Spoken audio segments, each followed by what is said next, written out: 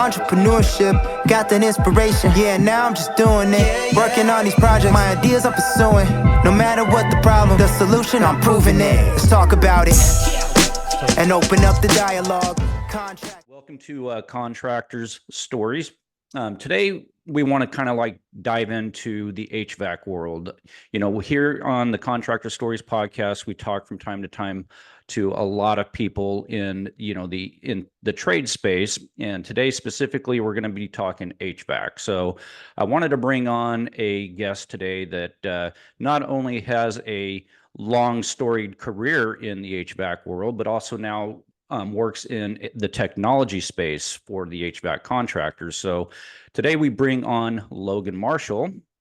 He's from Bluon, and Bluon is a technology that I think everybody really needs to get to know about.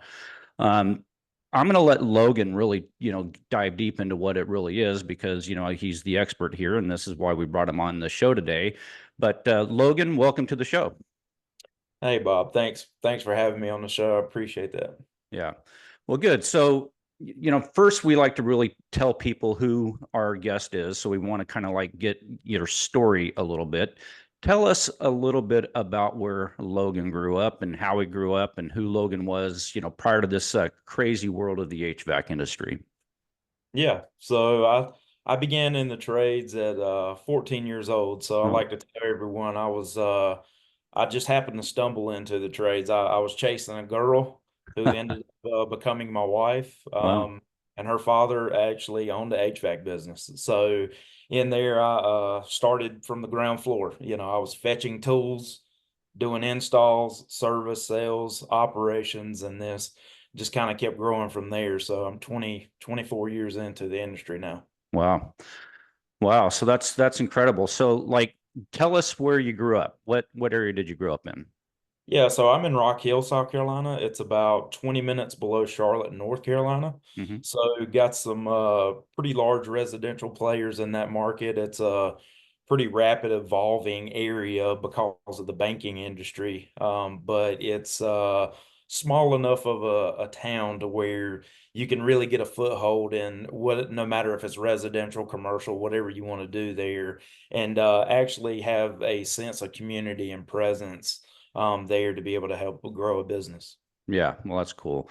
So tell me who Logan was in high school. Who was Logan? Who was Logan hanging around with? What were you doing? And what influenced you at that early age? Yeah, so our town, we're known for a couple things. So obviously being the suburb outside of Charlotte, but we're known for football. We're a football city. We're actually coined Football City USA by ESPN because we've had more NFL football players per capita than any other city in the United States. So growing up, playing sports, I'm a huge wrestler. I've been wrestling since I was young. I've been coaching now for over 15, 16 years. So that's been a huge part of my life. And then obviously wrestling evolved into, you know, jujitsu and other combat related sports and things like that as well. That's awesome. I love that, man. You know, who was the biggest football star that came out of your little area over there? Oh man, there's so many of them. So when I grew up, I'm fortunate enough to actually say that, you know, I played football with 4 guys who actually touched NFL football fields. Wow. So not a lot of people can say that throughout their career, but you know, inside of that, the largest one is, I guess if you would say, it's probably Jadeveon Clowney, Yeah. which was the #1 draft pick, but we have so many now. I think we have upwards of 70 guys that have actually touched NFL fields, and that comes mainly from 2 high schools, but now there's a third one in the mix. So with 3 high schools in one small area. So Stephon Gilmore, he's still playing in the league. He's won multiple Super Bowls with the Patriots, and now he's playing with Minnesota and starting with them. And then we've had Mason Rudolph was a quarterback at Pittsburgh, and we just have so many others. Yeah, that's incredible. So I can imagine how the competition is to recruit people to those high schools. I bet it's very stiff over there. Yeah, big time. Yeah, it's a lot of guys, it's funny though, they start off so young. The only difference in our community, which is different from others, is that these NFL players, as a young kid, a lot of people ask, like, what makes everything different? You know, the difference is that kind of leading back to that community feel. You know, these guys actually feel like they're home because when they are home, they're actually spending time with the youth kids. So on any given day, I mean, you could have an NFL player just show up to practice for, you know, an elementary kid. Yeah. And from there, it doesn't really build that basis of like you have to make it there, but it really builds that basis of like they done it, why can't I do it? Yeah. So, you know, and they really kind of ingrain that feeling into them as they produce, you know, older and older athletes and get better and better. That's incredible. So I can imagine like the coaches in that area over there, they're probably all like second father figures, and you probably get a lot of influence from these guys. Who was your influence? Ooh, on the wrestling side, it would be Coach Barnes, Jim Barnes. He actually is retired now. Thankfully, he's done his time and he's ready to enjoy the retirement side. But he's always involved in the sport. Jim Ringer was our head coach at Rock Hill, and he grew a lot of talented guys, and not only guys that went on to play in the NFL, but also guys who went on to do business and do other great things in the community as well. Yeah, that's awesome, man. Nothing like having, strong leaders that can, guide young men into shape them into being the men they are today. I mean, you never forget those influences or, some of those traits that they, lay off onto other guys, and you take that into your career and you take that into the world. So that led you into the HVAC world. Man, you got into it young, like 14 years old. That's young. Most guys don't even know anything about the trades at that age unless they're already involved in it. So obviously chasing a girl, that's always a really good way to do that. But what was the inspiration for you to get into the HVAC industry other than her, of course? Yeah, I mean, it was, I've always been, the type to where I didn't like to sit idle. So, working was never a stranger to me. I came from a family of entrepreneurs that, built businesses and done other things in the trades like landscaping and grading and, those kind of things. And I started out at a very young age. Like I remember working and wanting to work Mm, from the time I was probably 7 and 8 years old because I also had a grandfather that had a farm. So, if it was farm work, then that was normal. If it was landscaping and grading, that was normal by the time I was 9, 10 years old. And I had a stepdad that, he was great at inspiring people, to be able to try to take part in something that was just more than themselves. So he was a great recruiter. So he recruited me at 9, um, but he gave an opportunity to, he said, "Hey, you're 9 years old. I'm gonna make a deal with you. If you want to come on the weekends and work or after school or during the summers, then I'll pay you how old you are." And I mm. was like, okay, so I'm gonna be 9 years old making $9 an hour. And he said, yeah, I'll do that for you. And he said, every year on your birthday, you get $1 raise. And I said, deal, I'll do it. So I took advantage of it. My older brother, he did a little bit, but not as much. So he was different. He was more introverted. I was more extroverted. And I Yeah. wanted to have my hands on stuff. So it was interesting. Well, Yeah. that's cool, man. Imagine how much you'd be making right now if you still had that contract in place.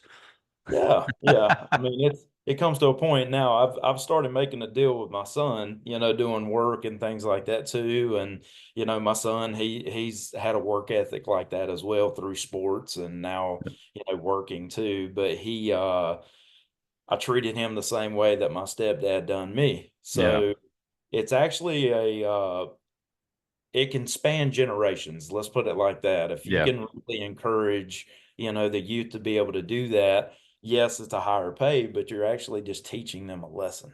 Yeah. So it's it works. Yeah, so I can imagine like in your area, there's probably a high demand for the blue collar worker out there. I'm sure that it's a competitive, area for the contractors that work within your space over there. How competitive is it, and how easy is it to get into the HVAC world over there in your space?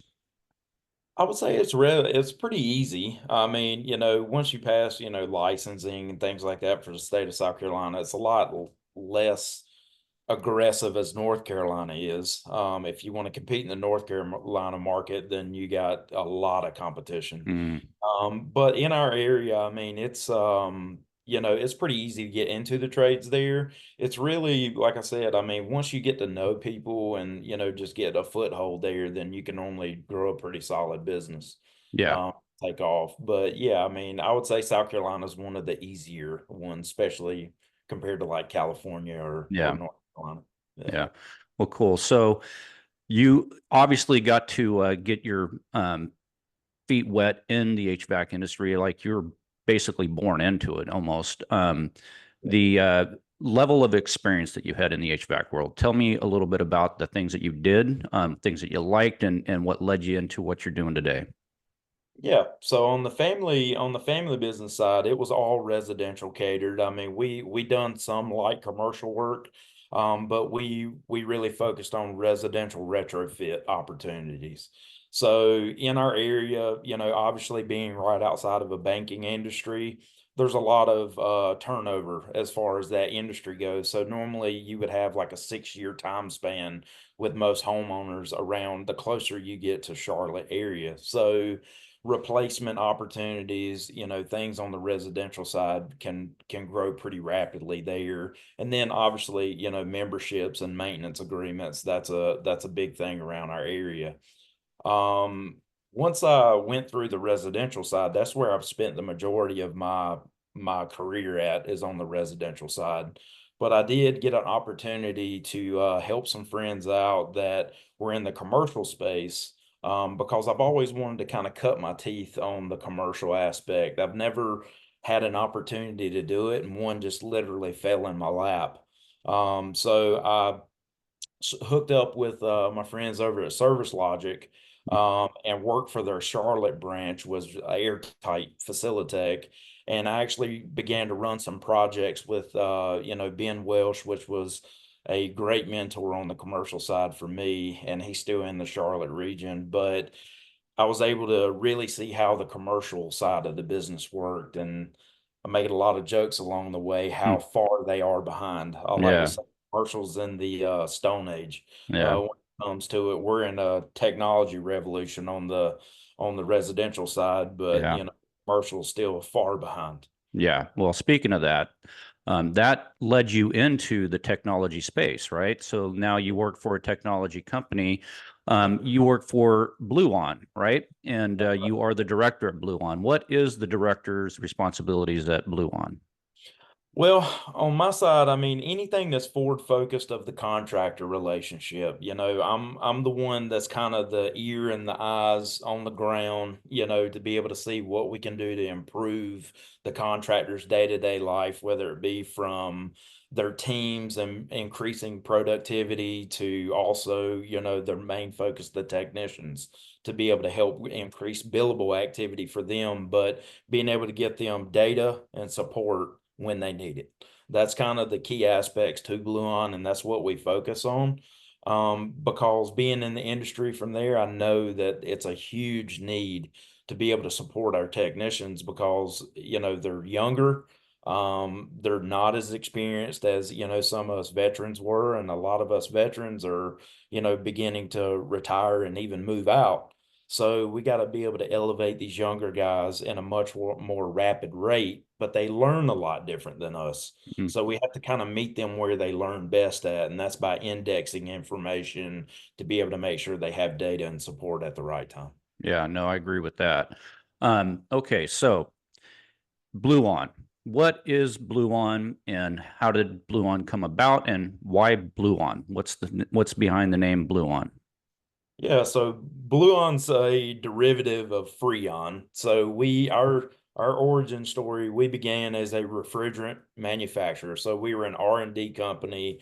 We created a refrigerant replacement for R22 Mm, because our CEO who created it was his past life was in the commercial space. So he knew that it was going to be a large, need for that kind of refrigerant because of the phase out. So he went back into the lab and began to create that refrigerant.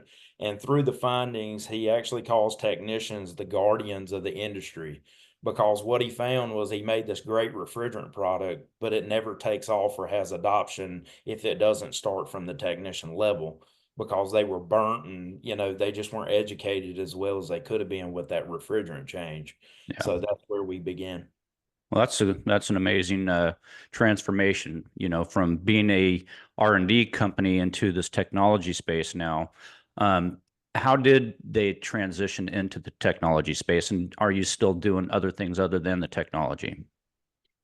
Yeah, so our refrigerant product, we've shifted our focus away from the refrigerant product. We still have it, but it's not our primary focus for our business because had it not been for our refrigerant, though, it would have never led us to where we're at today. That's kind of our rabbit hole story is, we made this refrigerant. We started taking manuals and diagrams, and we actually built, technical data to be able to show the technicians kind of a red light, yellow light, green light system on how to retrofit our refrigerant and all these makes and models to make it really easy for them. And easy being the key thing there so they can understand that. And what happened was we started just rapidly growing so much on the download side of our app, and it wasn't because of our retrofit guidelines, it was because of the data. So all brands in one mobile app to be able to help them, with any make and model. Right. And that's kind of where the technician adoption really began, was being able to do that. And then behind that came asking for support. Do we help with this particular brand and make and model? And luckily for us, we had veteran technicians on staff because we were actually implementing the refrigerant at the time.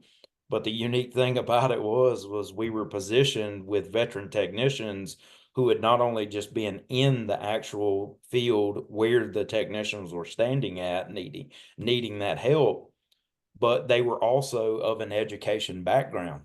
So some of them had been educators and things like that. So they were able to literally visualize what they were helping those technicians with and be able to help them in a lot faster. Yeah.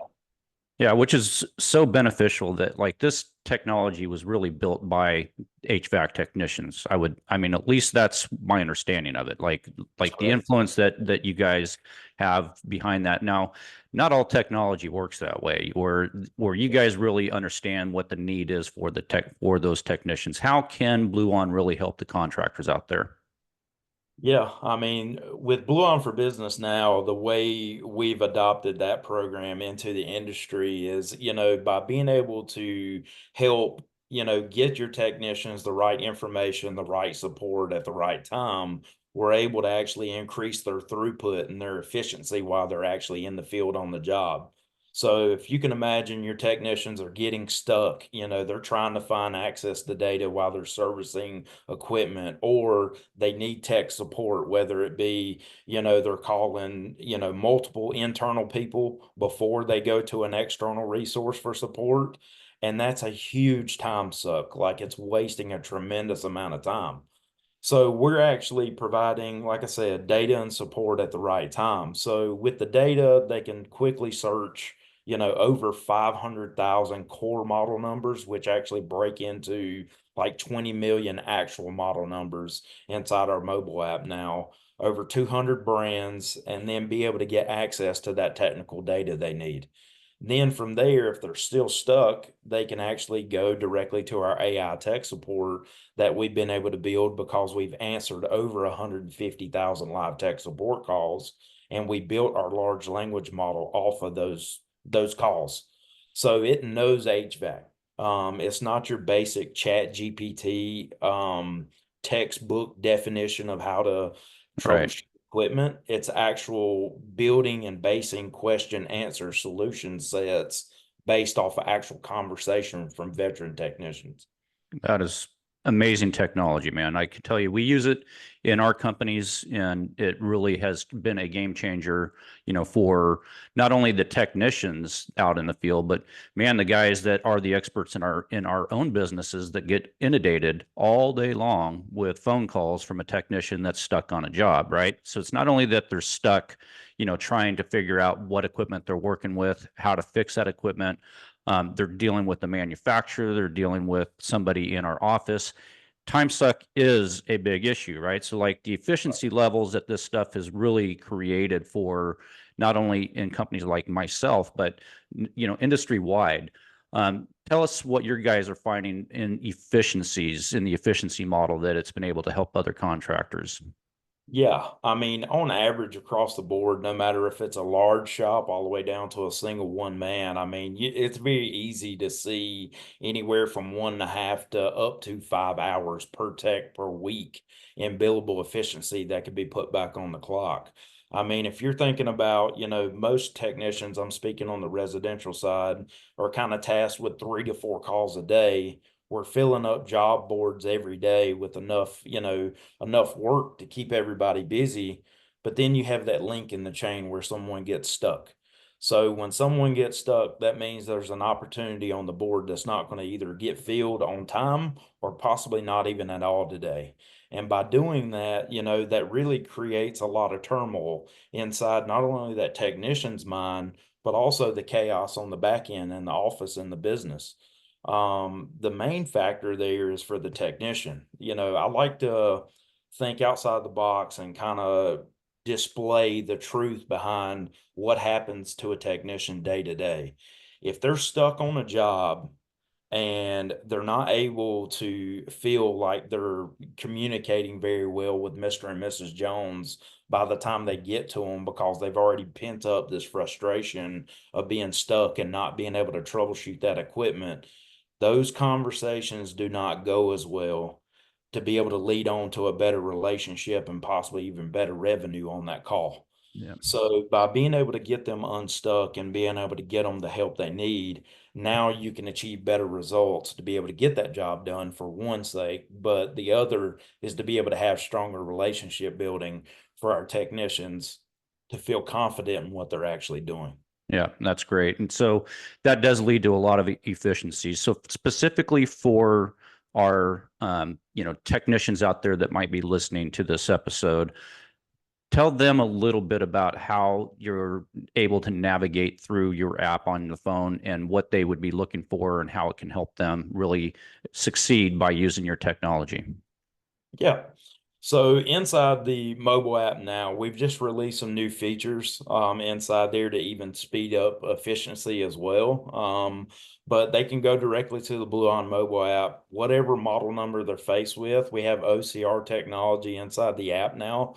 So instead of texting in the model number or speaking it in, they can literally hit the scan button, take a picture of that model number, that data plate that's on the equipment. It's going to take them directly to the data within seconds. They can pull up all the manuals, wiring diagrams, tech specs on that particular model. And then we've also built out the largest cross-reference and database of parts in all the HVAC industry. So it also has all the OEM part numbers with pictures and IDs and specs on that part. But then with Bluon for Business, they get access to the largest cross-reference database as well. So if we're repairing that piece of equipment, the next step beyond troubleshooting it is actually fixing it. So inside there, they can find the cross-reference parts, whether it be OEM to OEM matching or OEM to aftermarket as well. So the greatest idea there would be, hey, if you're a novice technician, you actually know the part number to the universal parts that are on your truck. Hopefully, if we're stocked right, now you don't have to leave the job site. You can get it done right now. But if we have to be able to get a part on site, you either know exactly what to send to your procurement team or to a distributor of your choice through email or text message, whatever communication, and it will literally send out the data set of the OEM part, the model number, and any other known cross-reference. So the likelihood of getting the wrong part on that job is greatly decreased to be able to make sure we can get the jobs done. Yeah, that's incredible. So we kind of touched on, some of those technologies that you were talking about in there that really help speed, for the technician out there. You gave us some of the features, but give us a little bit of the nuggets of like the best features of this. I'm sure it's not just for the hand of the technician. There's probably some other things in there that can really like speed up efficiencies for everybody within the office as well as the technician. What are some of the hidden gems about Bluon and its technology? Yeah, my favorite one inside the whole process is, we're focusing on growing our teams. So we want to grow them either technically or through the communication side. So we're the ones who take care of the technical side. So with that, no matter if they're using the AI tech support or if they're using our actual call-in tech support, we still have that option as well. But the AI is taking over 90% of that now, then we're taking those top 5 KPIs of where your team is lacking at, and we're providing that back to the contractor every month. So now you know exactly where your team needs to be trained at so they can really scale up in their efficiency and their knowledge level. So when you meet them where they're needed, where the most needs at, that's where you begin to find that this generation of technician really start to exceed and get to growing on that side there. Now, on the back end side, there is the desktop version for our cross-reference tool. So if you have parts procurement teams, if you have people who are running parts and doing the warehouse, let's say, we have warehouse like most of us do that have parts that are sitting there and you don't even know what that thing goes to. Now you have an actual database right at the palm of your hands or right at a desktop to be able to see where that inventory goes. So no more no more inventory burdens. Now you know where you can actually get that stuff sold and be able to get things done. So speak to that a little bit because that's news to me because like we have you know a pretty good size warehouse in our own um, uh, locations that we have right now with a service manager and a parts manager there. How does that help him? And tell me how that inventory control works with that technology. Yeah, so based on the inventory that's within the actual desktop version, let's just say that, technician, texts in that he needs such and such part. If it's actually there, then by providing all that known information that was historically held behind the counter at our distribution partners, now you can actually go directly to those parts and be able to see where their known replacements are at Mm. and what they can actually go to. Some of the new things that we do have coming up are going to be, doing integrations with distribution partners to where we actually take our data and empower their commerce solutions to where now you can actually go to their actual e-commerce and be able to look up whatever brand of equipment it goes to, the part number, and then actually be able to do that referencing back and forth to be able to get those parts sold so you're not having to carry so much of an inventory burden. Yeah. And then obviously for the trucks, then, having that knowledge right in their hands, that greatly increases the opportunity for those parts to be taken off that truck because now they know exactly where they have a home at. Yeah, no, that's really, really genius. Love that. Okay, so what is next for Bluon? Is there anything coming up that we need to know about that really can be a game changer and should like really get other people excited about getting this, technology into their companies? Yeah, the main focus for us moving forward is obviously doing integration with distribution partners. We originally done a marketplace to begin with, but what we found was that there was a barrier at the counter. So the counter staff would just take their time to respond back to technicians through the mobile app, and that just wasn't what we wanted to actually happen. So with that, with integration that we have coming up, like I said, it's literally going to turn the switch on and actually be able to empower not only the brick and mortar, but also the e-commerce side as well. to where our industry can use a viable e-commerce solution to know that they're getting the right parts, right materials at the right time. Because now it's kind of held behind the cuff of that knowledge. That knowledge base, you have to know what model you're working on, what the right part number is to be able to get the right part through an e-commerce solution. So we're going to be able to speed that up. But on the other side of that, we are doing integration with FSM partners as well, to where our data and support is literally just going to be in the hands of the technicians and the teams when they need it the most, without interrupting a workflow, without having to switch back and forth app to app. It's literally just all of a sudden, once the integration takes place there, it's just going to be there and be able to support them at their greatest time of need. That's amazing. And those are our biggest focuses there, because we understand, that these FSMs that we're all using now, they're like the lifeblood inside of the communication and the A to B to C inside of our business. And if we're able to support that, then we're able to really increase efficiency across the board. And then with integration, not long after that, we are working hard to get to real-time price and availability on parts and materials. Because once we're actually able to have actual e-commerce and the commerce side done, then we can actually have the FSM side to where we can actually be able to display real-time price on parts and then show you functionally in your area where those parts and pieces are at to be able to really ramp up efficiency.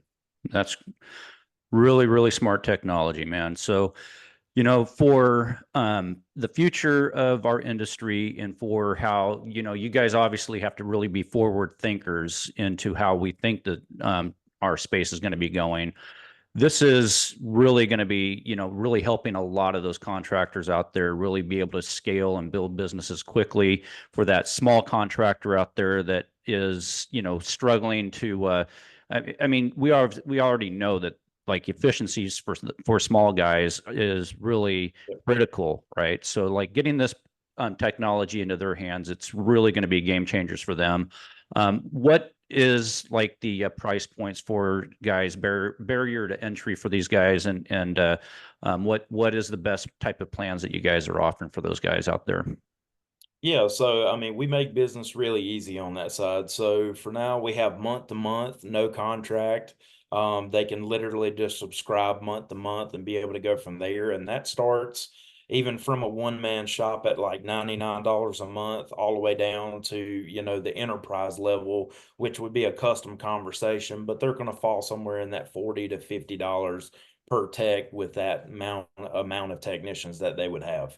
But inside that range, I mean, yeah, I mean, when you start talking about being able to ramp up efficiency for the team, it becomes really apparent that, we're able to not only produce that efficiency and be able to help with that, but the technicians, they're a lot happier because they don't have to spend wasted time looking for things and getting that support. So it does kind of change a dynamic in the technicians day to day, because they know that they don't have to take service managers offline from producing revenue or providing the right training to their teams. Now they actually have kind of a bird's eye view into what the team needs to be able to help support them even more. Yeah, that's great. Well, good. So I want to, at the end of the show, we'll make sure that all the, contact information of how people can get a hold of you or how they can get a hold of the technology as well. I'll have that all in the descriptions of this, on this episode here. Is there anything that, you want to say to the contractors out there on how to, get a hold of Bluon, how to put this technology into their own companies and things like that? Yeah, I mean, if you'd like to reach out to me directly through any of the social media platforms, or you can actually text me, I'll give you my number. My number is 949-237-3617, or email me at lmarshall@bluon.com. It's as easy as that. I mean, I can get you to the right team member to be able to get you guys set up to run a demo and be able to go from there. It's super easy. That is one key element to our software success as well, is that we are the easiest software to adopt in your company. I mean, most technicians already knew about us from the past because we had over 200,000 technicians download our mobile app freely without the company even asking them to do it. So it's kind of like reintroducing them to more features inside the app. So we can't talk about billable efficiency and saving your team time if we're taking them offline to be able to teach them all this different technology, because technicians do not like technology. You Right. know, that's a big piece of the puzzle as well. Yeah. So we literally only need 30 minutes. You share, you know, technicians information as far as their name and their company phone or iPad, whatever they're going to be using on the mobile device. We turn the switch on and we grab about 15, 20 minutes of a tech meeting, and literally they're off to the races. That's as much work as it really takes on your behalf. Yeah, that's awesome. And so now, is there a community that they can join as well that helps them, you know, understand the technology a little bit better as well? Yeah, we are working a lot more on that community and stuff now, but there is the Bluon at Bluon community on Instagram and then both on Facebook. We do have a YouTube channel as well. So all the same, but we are going to be producing more and more content inside there for different features, different things. But we do also, not only do we grab a 15, 20-minute short segment during a tech meeting, but we do have a nurture flow built out in the back end of that to where they get short, simple text messages every day for like 20 days that they can all also reference back to. So they know exactly how to maximize the usage of the mobile app or the desktop side to be able to gain, you know, that efficiency right off the start. Very cool.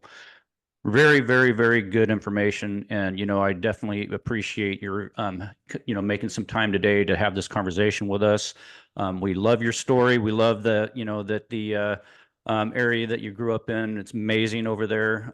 You know, it was a great story today. And what I can't wait to do is just share this with everybody out there, because I really think it's an important technology that people put into their companies. And Logan, I want to say thank you for joining us today. Thanks so much. Yeah, it means a lot to me. And like I said, we appreciate what you're doing as well. Got some really great content and had some really great guests. I'm just honored to be a part of them. Well, that's awesome. Well, thanks for having us, or thanks for being on the show today. Appreciate it. Sounds good. Thank you. All right.